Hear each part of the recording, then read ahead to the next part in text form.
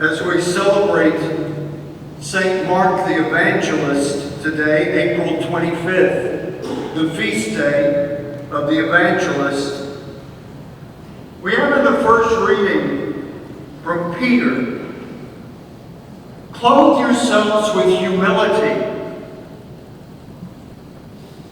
And then we have a contrasting image to reflect on for this morning.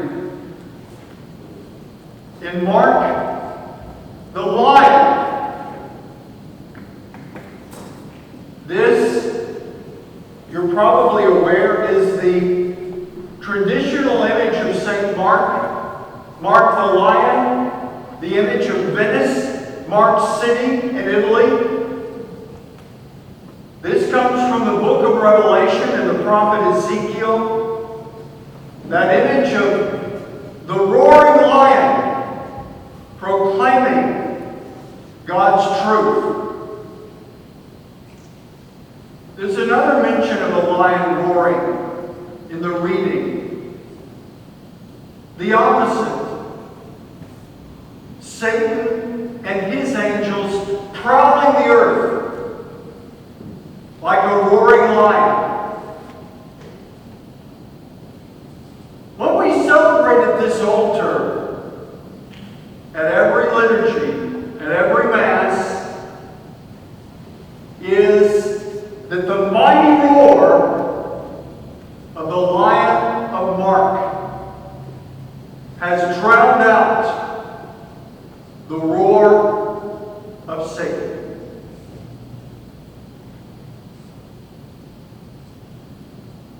We need to be strong in that. You're all young people in middle school and high school in a world that very often celebrates that roar of Satan. That the world is all that we have. Let's embrace it. Let's do what we want. But brothers and sisters, what prevails through century after century is the truth that the evangelist Mark, here depicted as a lion, that truth that Mark proclaimed along with the other evangelists, Matthew, Luke, and John. These four images capture different aspects of that message of truth that we are called to embrace and to live. I love that contrast between clothing ourselves with humility and roaring like a lion. Because that kind of paradox is what our Catholic faith really is about. We are people who celebrate paradox, apparent contradictions, because in the crux of those two is the truth, the wonder that God has revealed to us. We have here the image of Jesus Christ, fully God, fully man. Once again, an apparent paradox, a contradiction. How can he really be fully God and fully man? But in the crux of that, in the very depths of that, is the truth. And all of us from our baptism are called to be like Mark, roaring that truth, proclaiming with humility the truth of God. And brothers and sisters, I think that is where the challenge lies. Because as a bishop or as priests, as deacons, as teachers, your parents, all of you, we tend to go one way or the other. Oh, let's be humble. Let's be shy and quiet.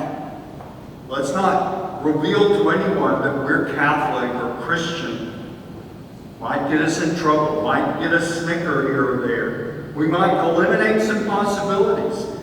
That is not the humility that St. Peter speaks to. Humility is always rooted in the depths of the truth.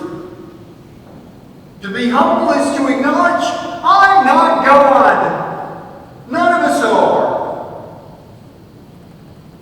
And you are already very influenced by a world that says, you be God. You be in control. Just create yourself and recreate yourself. Just do your own thing. It's a foolish world that says that. And there's no humility in it. We are called to clothe ourselves with humility.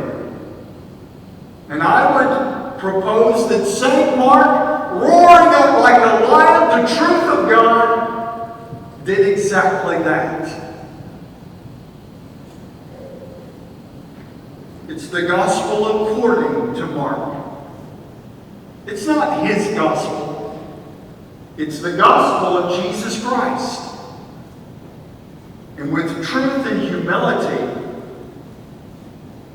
St. Mark proclaims that truth. Let us be like Mark the Lion, proudly proclaiming the truth that sets us free, the truth that is Jesus Christ.